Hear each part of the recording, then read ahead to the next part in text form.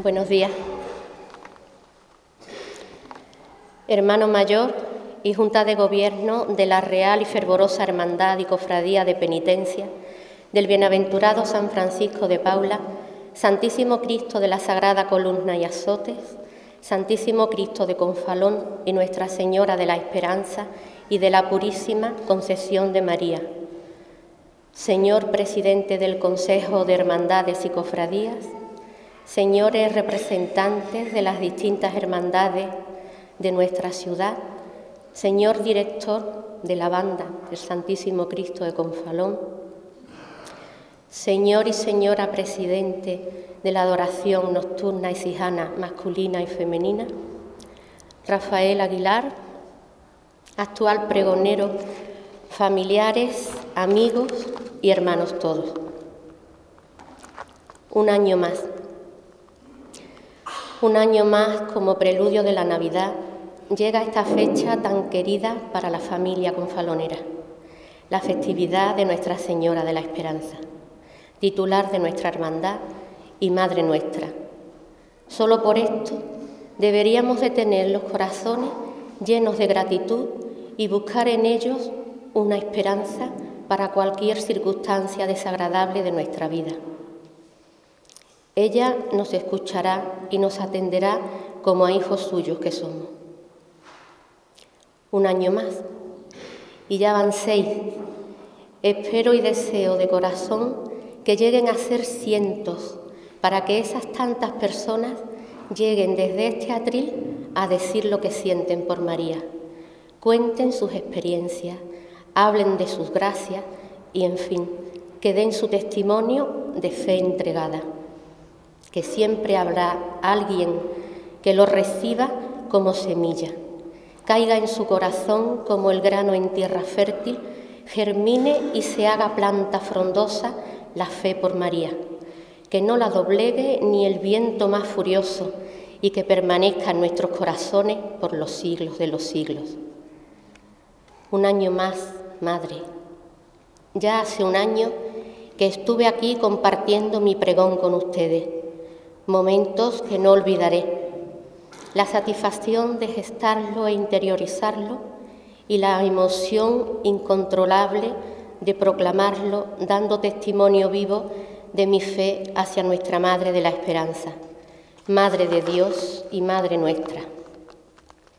Esto ya es pasado y hoy tengo la gran suerte y el grato privilegio de presentarles a ustedes al nuevo pregonero de este año 2007, a nuestro amigo Rafael Aguilar García. Rafael es hijano, nacido en una familia cristiana y mariana, fue llegado por sus padres al Carmen, colegio salesiano, para que creciera en sabiduría y espiritualidad, bajo el manto de María Auxiliadora y la mirada paternal de San Juan Bosco. Allí permaneció hasta terminar el bachillerato, aunque los 2 últimos años tendría que desplazarse a Osuna para terminar dichos estudios. Terminada su formación profesional y su vida espiritual plena, la cual perdurará siempre, ya que la semilla que utilizan los salesianos arraiga fuerte, y más aún si cae en buena tierra, como es el caso.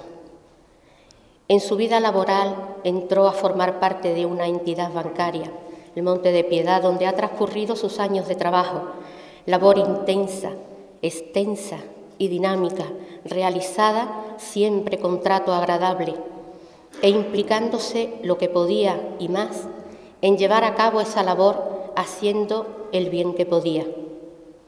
Como decía Santa Teresa de Jesús a la hermana cocinera, el Señor también está entre los pucheros.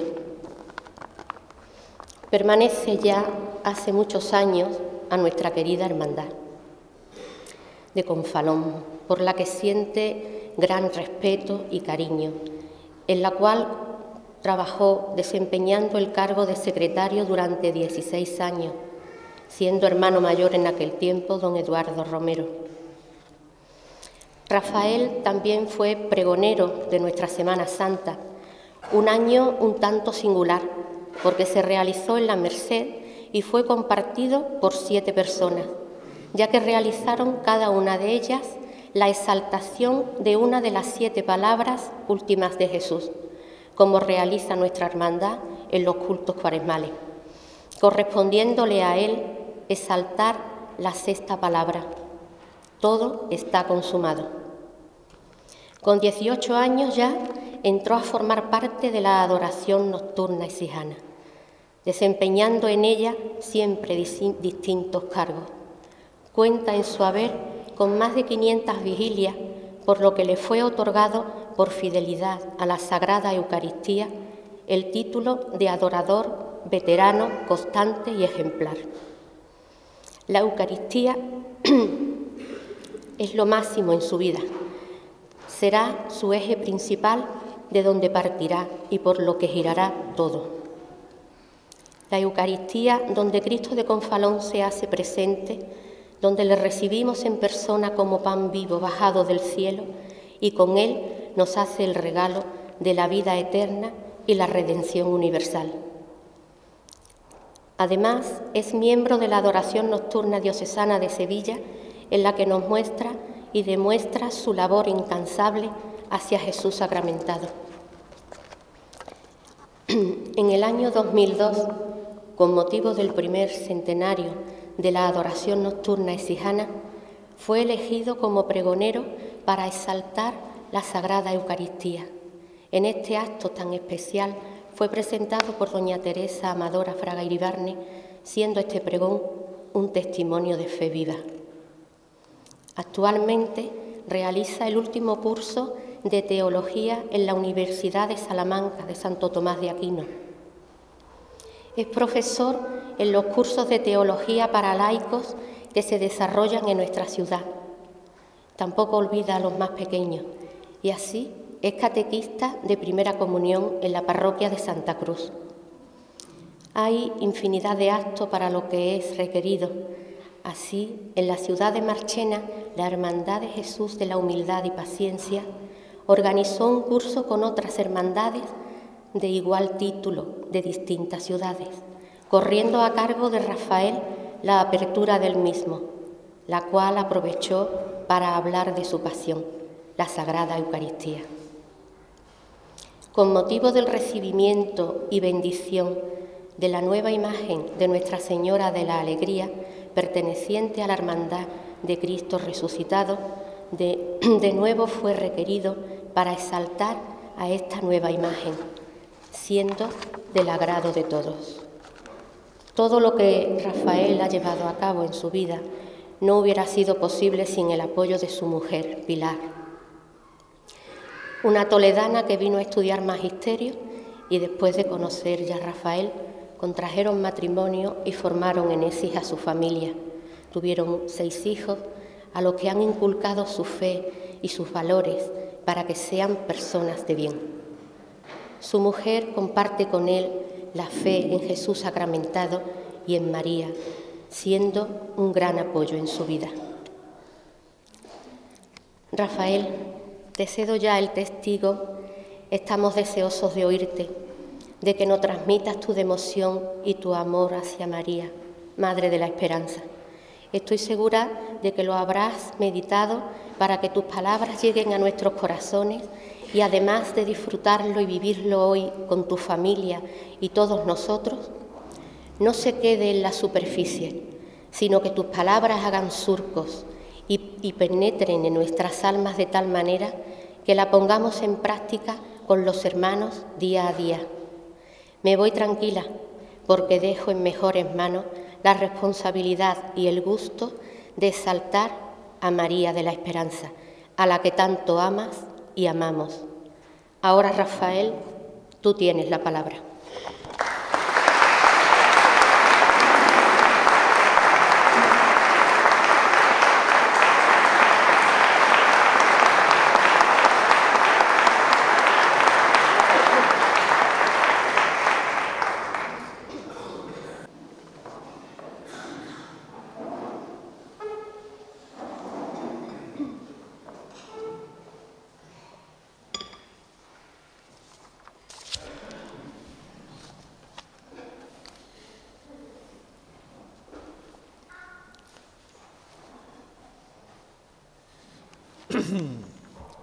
Ave María Purísima.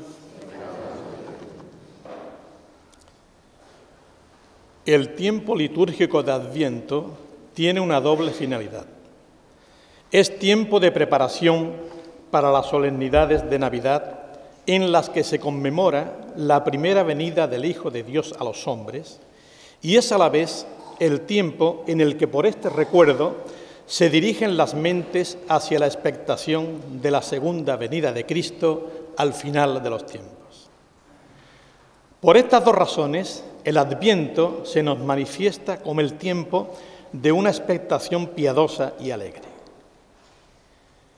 El sentido central, por tanto, como el de todo el año litúrgico, es celebrar a Cristo.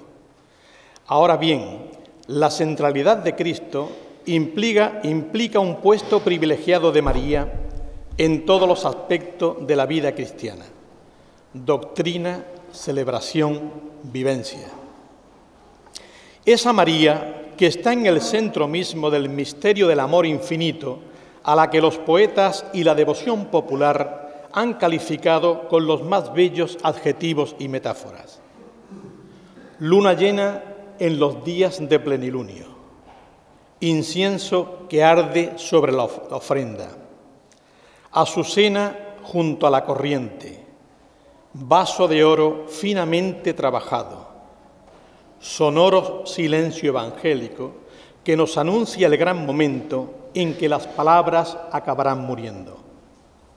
Para ella, afirma San Bernardo, fue hecho el mundo. Para ella, la creación entera que sirvió de gozo al Señor. Encendía el sol y se alegraba porque pensaba que con su oro debía ser ella coronada. Colgaba en el cielo la luna y se alegraba porque pensaba que había de servirle a ella de escabel. Plantaba cedros, cipreses y plátanos y se alegraba porque pensaba que había de servir como símbolo para denotar tanta belleza y tanta virtud. Para ella, esa hija entera se hace explosión de júbilo en la tarde del Jueves Santo, sostén de su dolor en los días pasionales. Esa misma écija que hoy la contempla y la anuncia y la pregona, fuente de vida, alegría anhelada, consumación de los tiempos y esperanza ya cierta de salvación.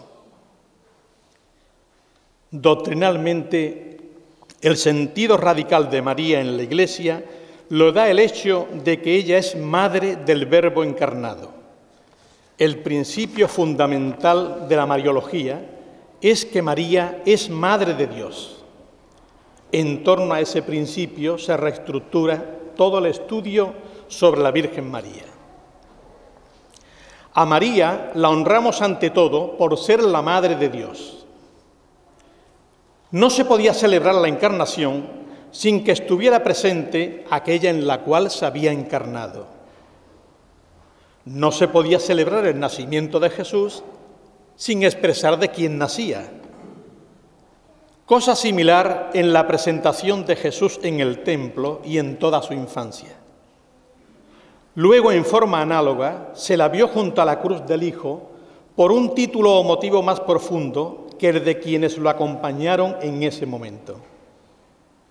En igual forma, María de la Esperanza no podía desentenderse de la misión de su Hijo cuando éste creció y ya no fue dependiente de ella y de José.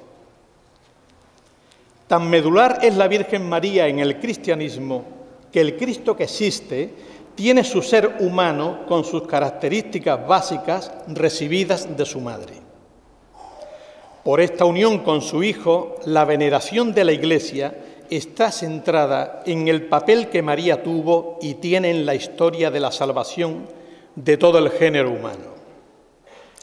De este modo, los fieles que viven con la liturgia el espíritu de Adviento, al considerar el inefable amor con que la Virgen Madre esperó al Hijo, se sentirán animados a tomarla como modelo y a prepararse vigilantes en la oración y jubilosos en la alabanza para salir al encuentro del Salvador que viene. En esta espera encontramos a una joven mujer, María de Nazaret. Ella representa al pueblo que ha permanecido fiel y continúa pendiente de un gesto liberador de Yahvé. Ella es del grupo de los pobres de Yahvé, en quien Dios se fijará para llevar adelante su proyecto salvador. Alégrate, llena de gracias, el Señor está contigo, le anuncia el ángel.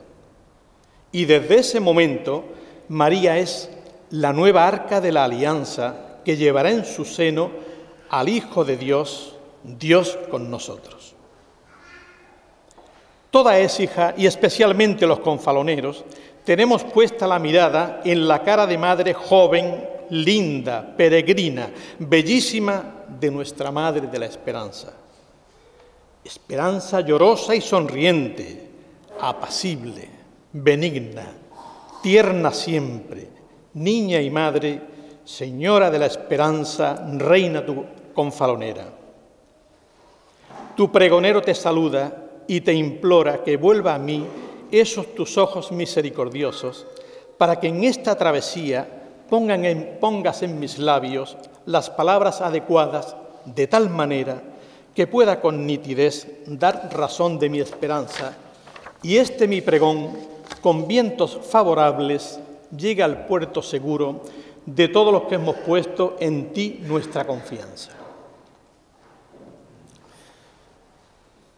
Después de verte, Esperanza, todo es posible en la tierra, que el sol se abrase en tu rostro, que la luna se estremezca, al ver temblar tus mejillas cuando lloran las estrellas, que el azar se haga rocío y el invierno primavera, y los almendros en mayo entre sus manos florezcan, mientras cuelgan golondrinas, rosales por las veletas. Después de verte, Esperanza, todo es posible en la tierra, que se disuelvan contigo mis llantos y mis tristezas, y todo el dolor del mundo en tu divina presencia, y que la muerte se aleje y para siempre amanezca nuestra Pascua repicando las torres y las estrellas. Después de verte, Esperanza, en tu hermosura perfecta, Madre de Dios uno y trino, todo es posible en la tierra, todo menos otro rostro y otro perfil de azucena, y otro candor en los ojos, y otra angélica pureza, y otro profundo misterio, otra criatura que tenga la belleza tan sencilla que Dios quiso que tuviera la Reina de la Esperanza en los cielos y en la tierra.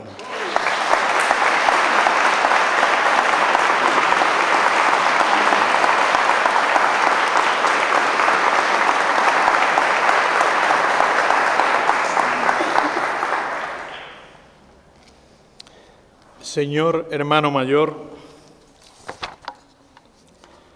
señor presidente del Consejo General de Hermandades y Cofradías, señores representantes de las distintas hermandades de nuestra ciudad, señora presidenta y señor presidente de Adoración Nocturna,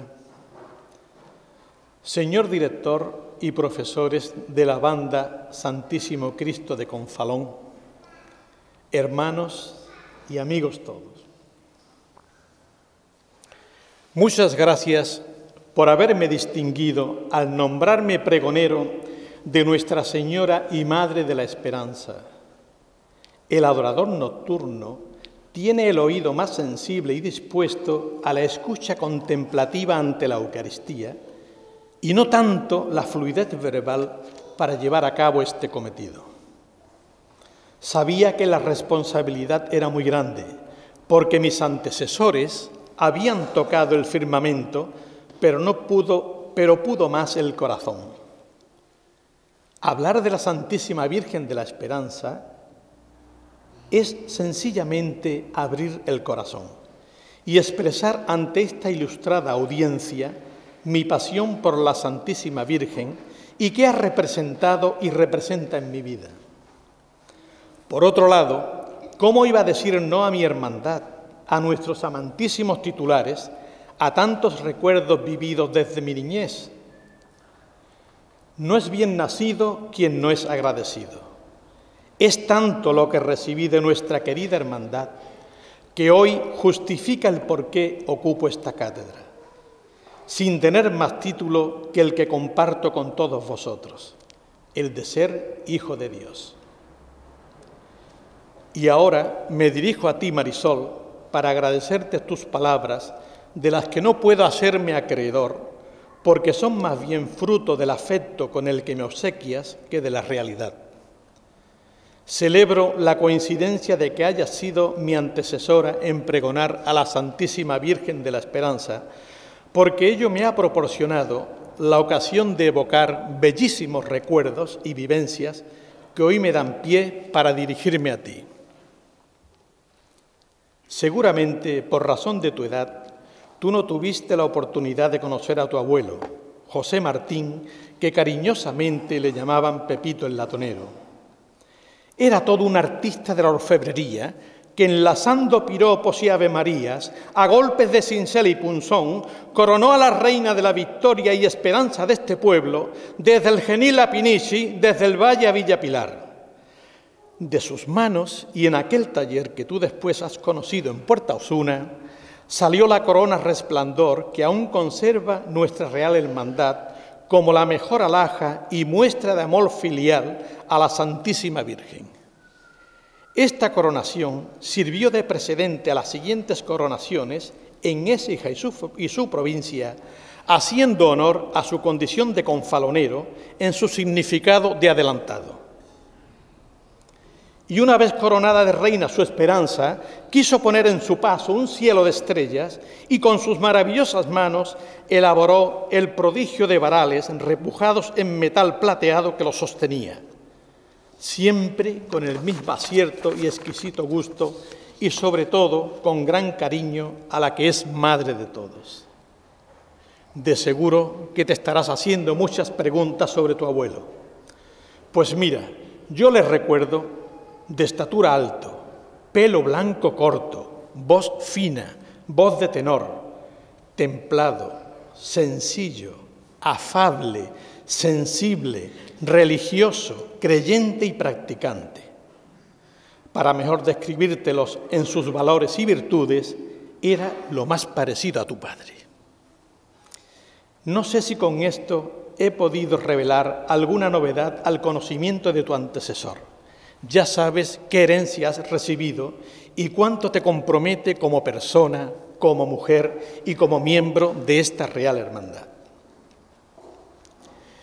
Quiero agradecer la presencia importantísima de la Banda de Música Santísimo Cristo de Confalón en la persona de su director y profesores, por lo que es la música en sí y por la misión que en el acto tiene de tensar las cuerdas del pregonero y predisponer el ambiente necesario para cantar a la Santísima Virgen de la Esperanza en este bellísimo tiempo litúrgico de Adviento, que es antesala al nacimiento de Cristo en la Navidad.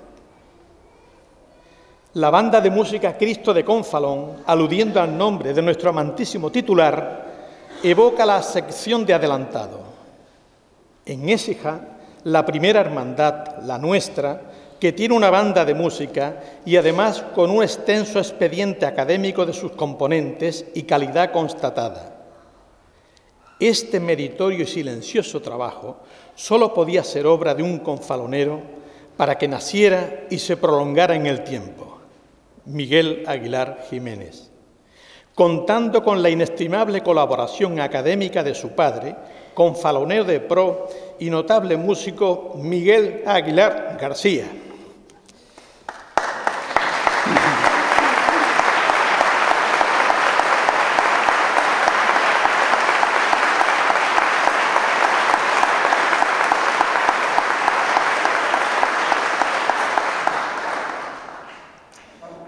El Adviento cristiano siempre es recordar a aquel que vino ya, es acoger su venida incesantemente presente y, por último, es prepararnos al día de su vuelta prometida. Esta es la paradoja de nuestra fe, hacer memoria de quien vino, desde la acogida de quien nunca se ha marchado, para prepararnos a quien volverá. La paradoja consiste en que el sujeto es la misma persona, Jesucristo. Este es el tiempo que nos prepara la celebración de la Navidad cristiana. Levantémonos, despertemos. Es posible una novedad que no dependa de unas fechas pactadas, sino de algo que ha sucedido, de alguien que está entre nosotros. María es para el creyente madre de la esperanza, madre de la espera gozosa de la expectación en el momento de la anunciación, encarnación del Verbo, pero también de la espera confiada y silenciosa en el dolor de la cruz cuando todos han abandonado al Hijo. El creyente descubre en la Madre una guía segura, un aliento permanente en el peregrinar. Por eso el pueblo fiel hace tanto tiempo la invoca repitiendo: vida, dulzura y esperanza nuestra. El corazón humano está sellado por la esperanza como actitud fundamental ante la existencia. Toda persona espera en alguien o en algo. Sin esta esperanza, la vida sería insoportable. Sin embargo, no resulta extraño constatar cómo hombres y mujeres de nuestro tiempo parecen ir perdiendo todo sentido de esperanza. A pesar de las seguridades que brinda el progreso material que vive la humanidad, el hombre actual se siente inseguro e indefenso frente a su futuro y destino. La esperanza aparece como una tenue y pálida luz que va extinguiendo poco a poco, sofocada por las falsas ilusiones que la cultura de muerte ofrece de forma tan atractiva y seductora, pero que son incapaces de acallar las necesidades más profundas de las personas. Frente al panorama tantas veces desolador que nos envuelve, se presenta para el creyente el camino de la esperanza. La esperanza cristiana no es un camino fácil e ingenuo. La esperanza del confalonero, que nace del encuentro con Dios, que se ha encarnado, que ha padecido y que ha resucitado de la muerte, nos da el valor de apostar nuevamente por el bien a pesar de todos nuestros fracasos y cansancios. Las promesas divinas hechas al antiguo pueblo de Israel a lo largo de su historia alcanzan su plenitud y cumplimiento en el misterio reconciliador de Jesucristo. El Hijo de Santa María de la Esperanza inaugura un camino de plenitud y realización personal que comienza aquí ahora, pero que no se agota en el mundo, sino que se proyecta hacia la vida eterna en el encuentro definitivo con el Dios amor. La esperanza es el tener los ojos puestos en el maravilloso destino al que estamos invitados. La comunión y participación con Dios amor nos lleva a comprometernos con mayor profundidad en la transformación de todo aquello que se encuentra en contraste con el divino plan desde el Evangelio. El Evangelio no es solamente una comunicación de cosas que se pueden saber, sino una comunicación que comporta hechos y cambia la vida. Quien tiene esperanza vive de otra manera, se le ha dado una vida nueva. Nuestra esperanza nace y se alimenta en Jesucristo, nuestro Cristo de Confalón, y se prolonga a través del misterio de su encarnación. Buscamos adherirnos al Cristo, configurarnos con Él bajo la acción de la gracia y la guía segura y maternal de María de la Esperanza.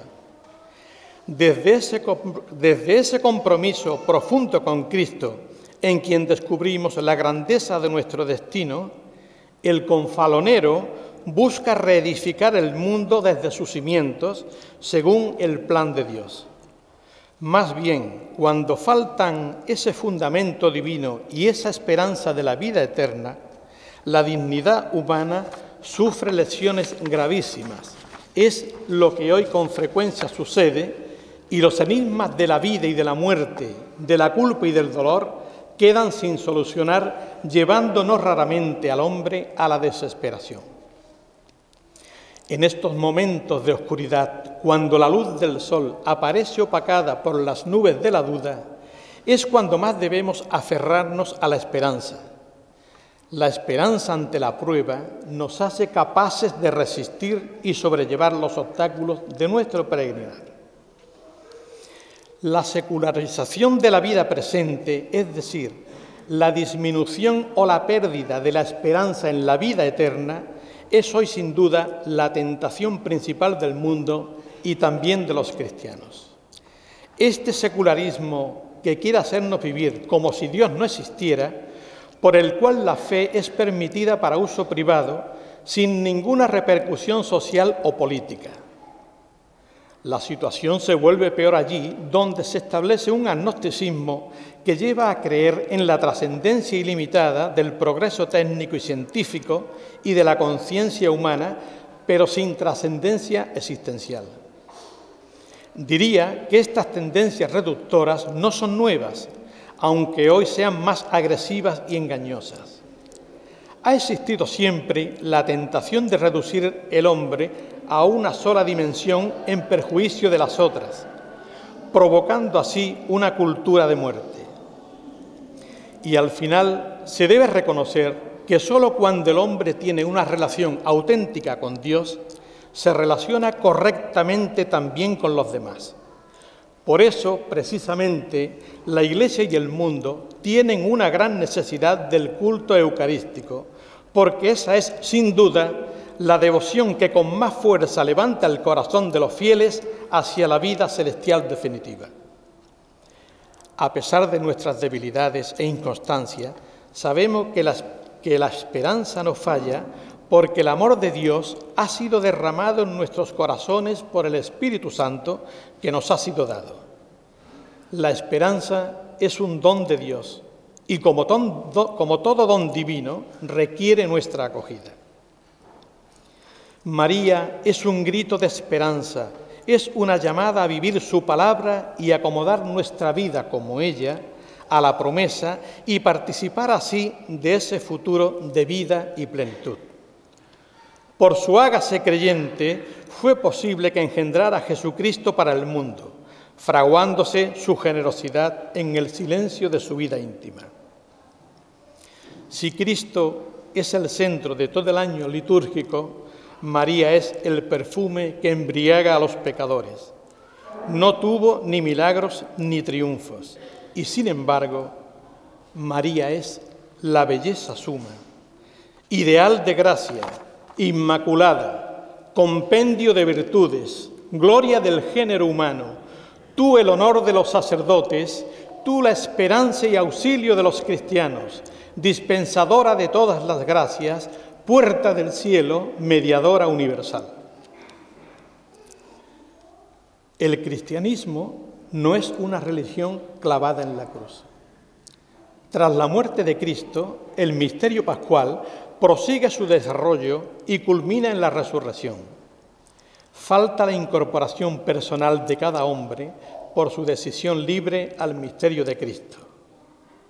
El cristianismo es un acontecimiento, no una ideología ni un sistema de ideas y creencias. La revelación de Dios no es la entrega de un libro, sino más bien la totalidad de la actuación salvadora de Dios en la historia de su pueblo, Israel, que alcanza su cenit y plenitud en la encarnación de la palabra divina. No se comienza a ser cristiano por una decisión ética o por una gran idea, sino por el encuentro con un acontecimiento, con una persona, Jesucristo, que da un nuevo horizonte a la vida y con ello una orientación decisiva.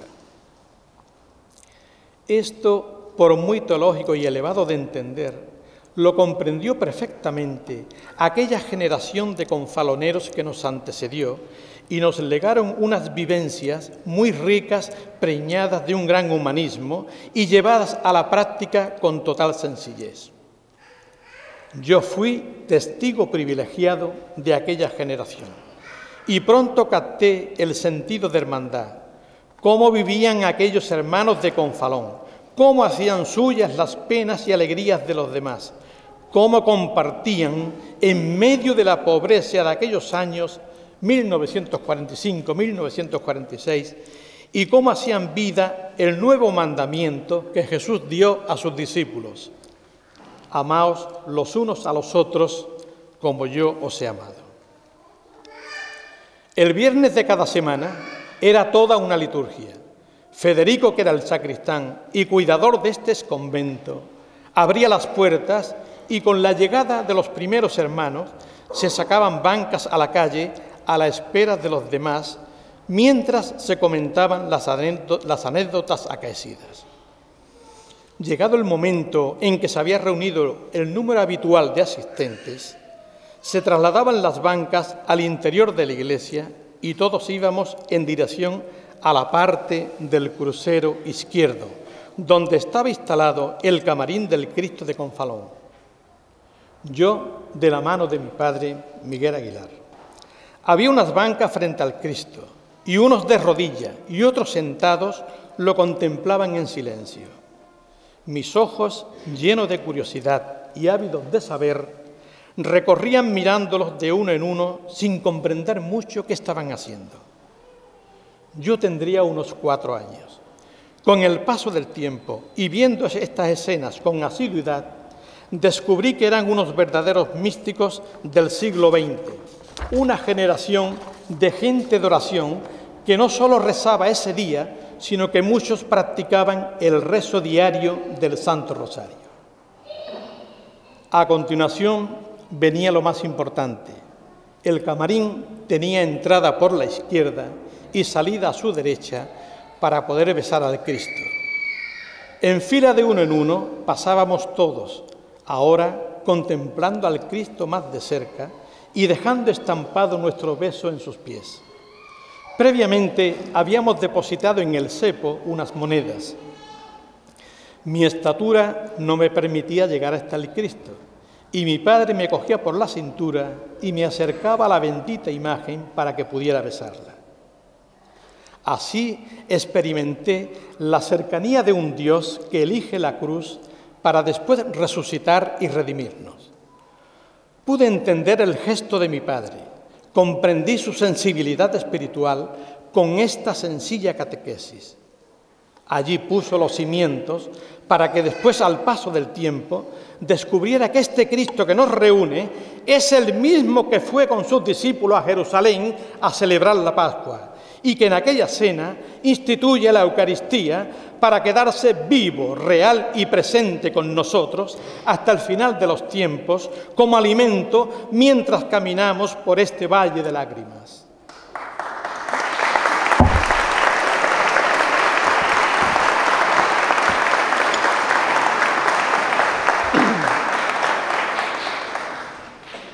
Ya no es la imagen, ya no es el recuerdo, es el mismo Cristo en cuerpo, sangre, alma y divinidad, que a diario se hace presente en la celebración de cada misa mediante las palabras de la consagración que el sacerdote pronuncia. Esos vivas tradicionales del Jueves Santo, mientras portáis al Cristo, son mucho más sonoros y elocuentes cuando participamos de la Eucaristía, especialmente en los oficios de ese día, cuando le recibimos antes de la salida procesional, convirtiéndonos en mucho más que costalero. Somos templo, sagrario y custodia del Cristo vivo. El siguiente paso era obligado, llegar a los pies de la Virgen de la Esperanza, tras los pasos de Ricardo Viera Guzmán, su albacea, y extasiados cual enamorados, hablaban con ella. Qué feliz habría sido si hubiera podido traducir el movimiento de sus labios, pero me imagino que algo así pudo ser. Si quiero decir su nombre sobre todas las estrellas y un llanto abierto en plegaria por la madre más excelsa, si quiero decir custodia y sagrario y firme senda y modelo de creyente y divina fortaleza, si quiero decir consuelo y auxiliadora clemencia y causa de nuestra alegría de los cielos y la tierra, si quiero decir bendita, y si quiero decir buena, y si quiero decir guapa, y si quiero decir reina, solo digo esperanza, victoria confalonera.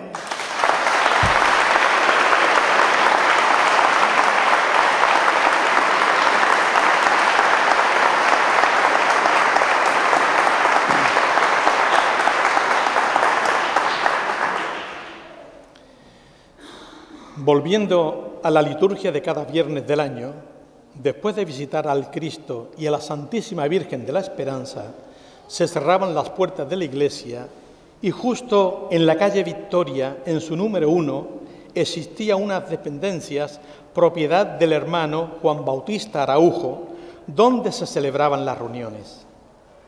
A este local se le denominaba la cávila, en su acepción de cavilar, que significa pensar, reflexionar, discurrir, meditar, razonar, profundizar.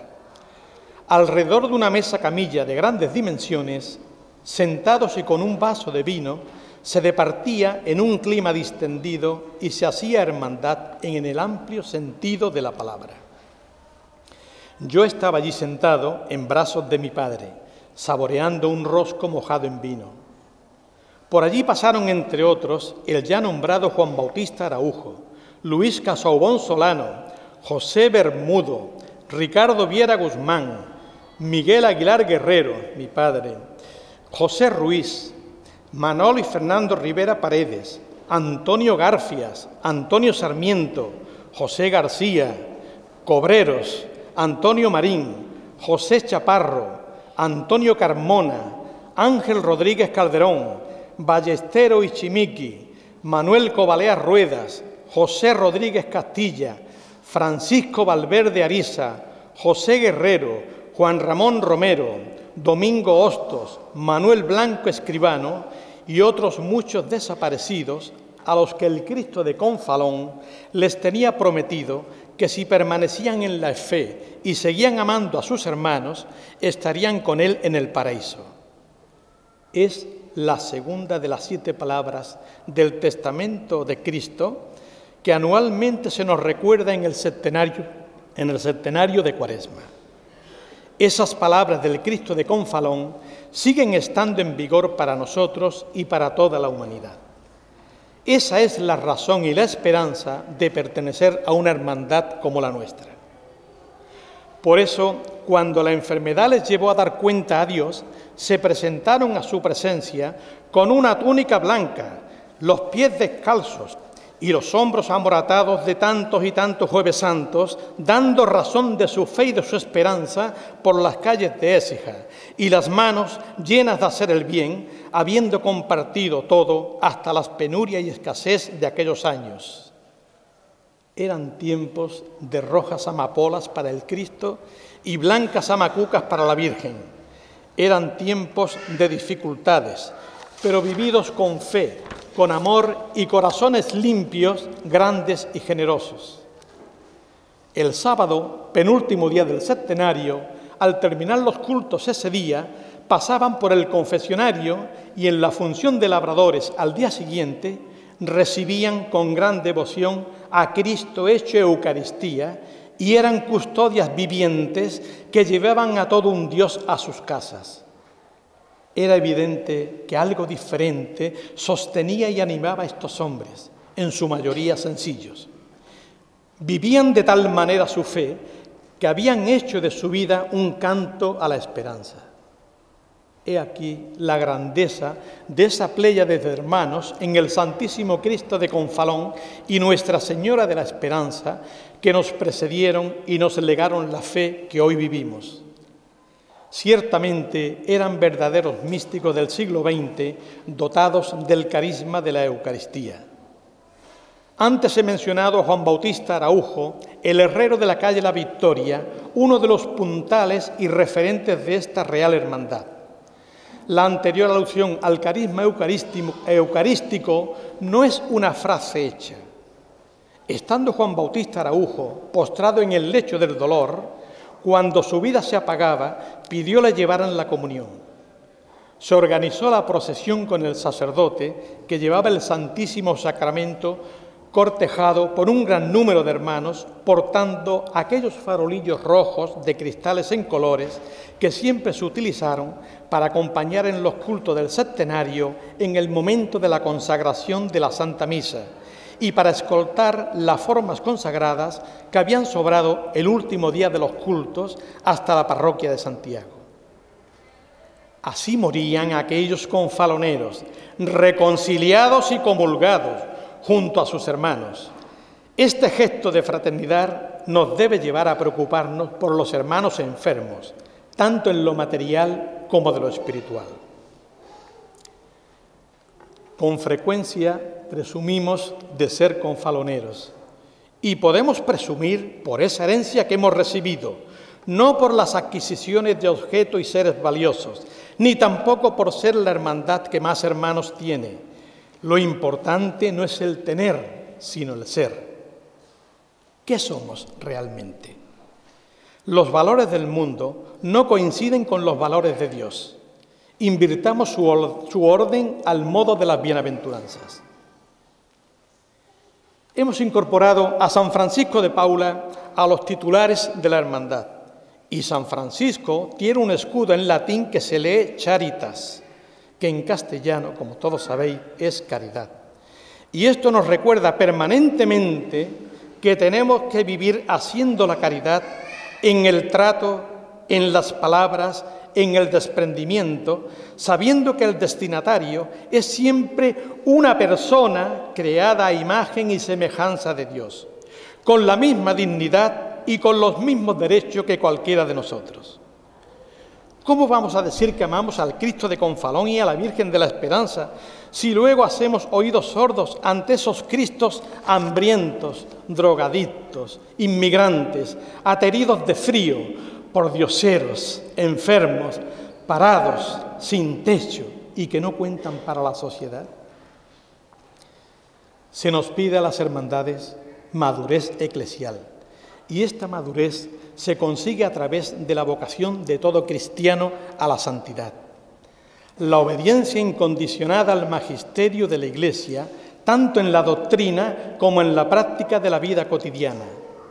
La obediencia y la comunión con los pastores en la diócesis y parroquia. El anuncio de Cristo al mundo y la transformación de la sociedad desde dentro.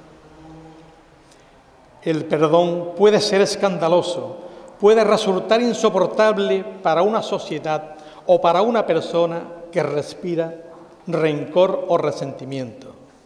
El perdón es el valor más novedoso y revolucionario del amor cristiano. El Cristo de Confalón murió así en la cruz, perdonando a sus enemigos. Solo quien perdona de veras, ama de verdad.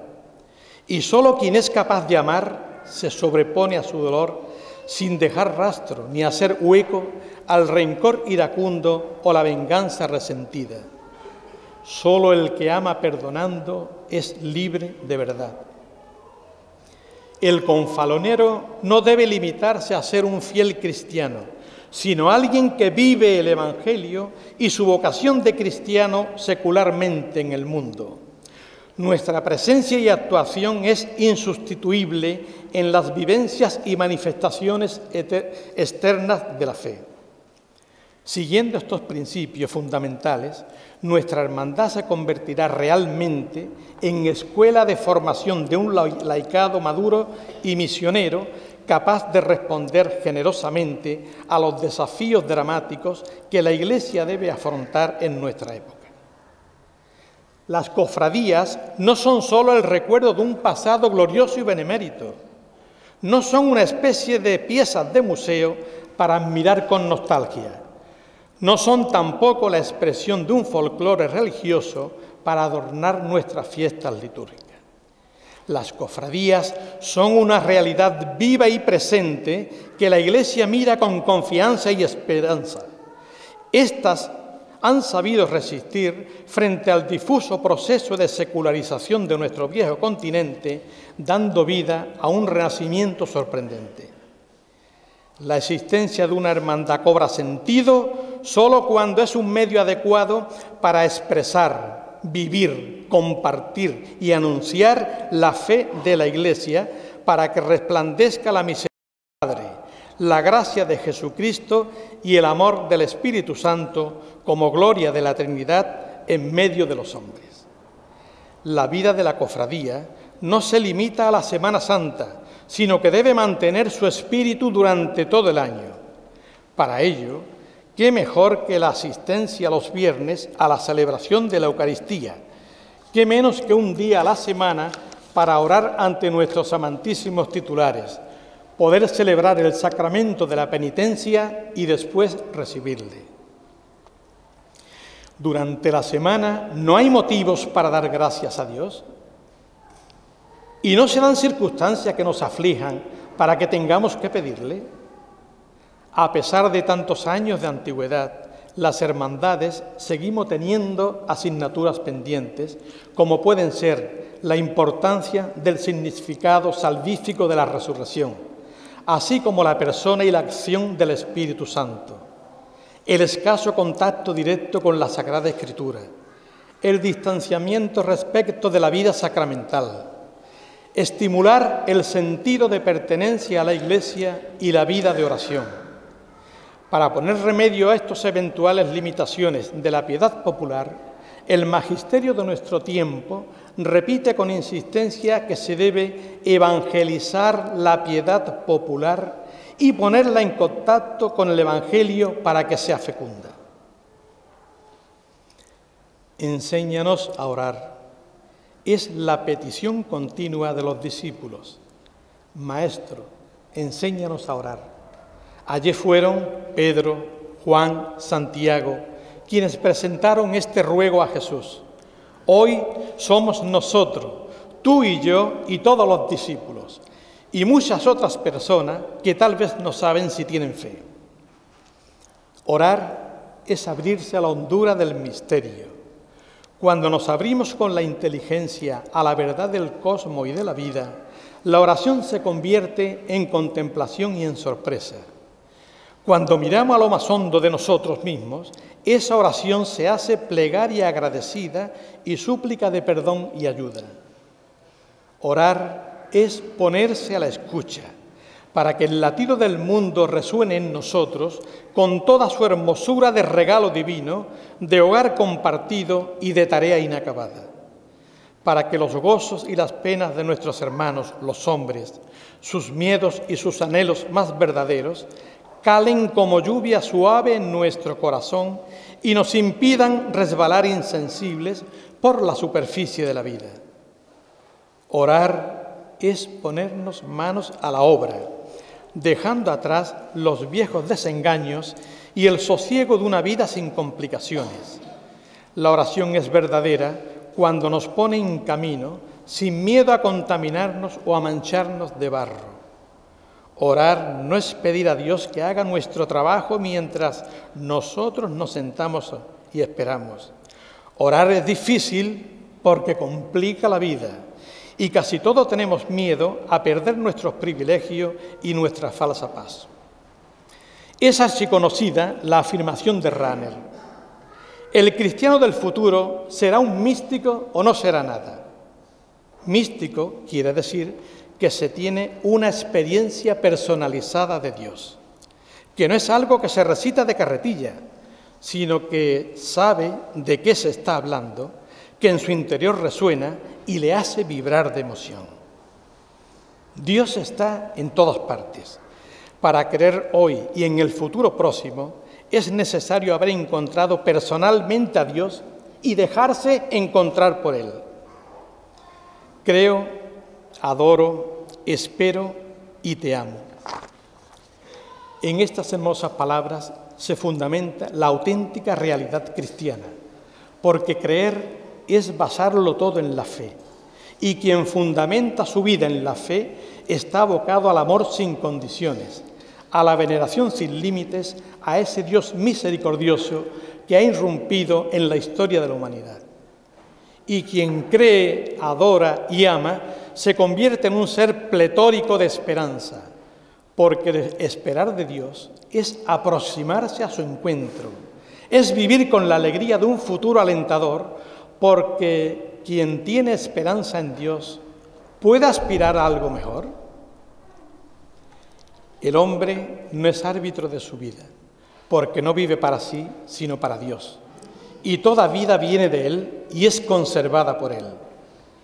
Hoy resulta especialmente amenazadora la instrumentalización que se hace de la vida humana inocente mediante el aborto, propuesto incluso por algunos como medida de contención de la explosión demográfica.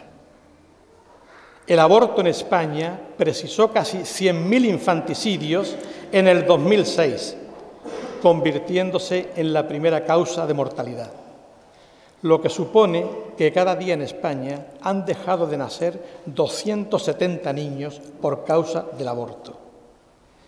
Esto representa que se produce un aborto cada 5,3 minutos. En Andalucía, en el año 2006, 18.687 abortos. 1 de cada 6 embarazos de mujeres se interrumpe de forma voluntaria. Y la sociedad sigue anestesiada con su silencio cómplice ante esta matanza de inocentes. Son vidas truncadas que no han tenido abogados que las defiendan, ni siquiera su progenitora, su madre. Cuántas sonrisas ingenuas brutalmente interrumpidas, entregadas al verdugo con el beneplácito de su madre.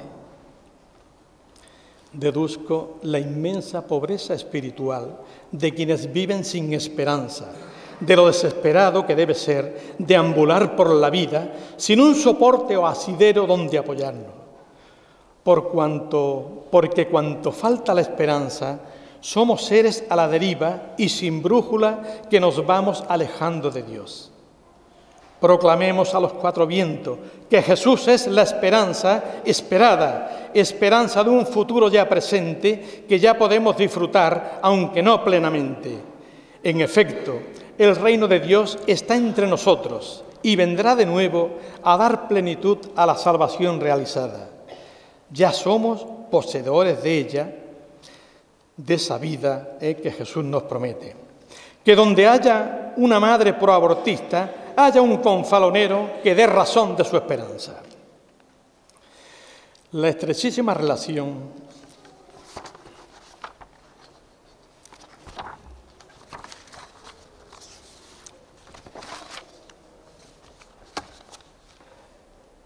al atardecer del pregón, las últimas palabras del pregonero serán para ti, madre de la esperanza, hermosa flor de la victoria y causa de nuestra alegría. A tu lado nací en el número 12 de la calle La Victoria. A tu lado pasó mi vida. A tu lado fui niño, joven, maduro y mayor. De la mano de mi padre te conocí. De mi mano te conocieron mis hijos, mis nietos. Dicen que eres madre espiritual de los hombres, pero para mí lo eres todo. Solo me queda que en el postrer día, asido de tu manto, me lleves a la presencia de tu Hijo, donde serás mi intercesora, mi esperanza, en ese lugar que tienes reservado a tus hijos confaloneros. Madre gloriosa y bendita, venerada en la victoria, con el nombre de esperanza y ese semblante de gloria, déjame que haga memoria de un entrañable recuerdo, y es que siendo yo pequeño y mi padre un buen cofrade, con gran devoción y empeño en sus brazos me acercaba hasta tu más bella imagen. Y así me enseñó a rezar ante ese rostro de madre, limpia, serena, graciosa y bonita como nadie, pura como la azucena y blanca como el armiño. En esa cara de pena y de alegría radiante puse mis ojos de niño con deseos de cantarte. Madre de misericordia, oh Virgen de la esperanza, Madre de todos los hombres, digna de toda alabanza, en la gloria de tu Hijo ponemos nuestra esperanza. Enséñanos a esperar lo mismo que tú esperabas, al mismo Dios hecho hombre en el seno de tu entraña.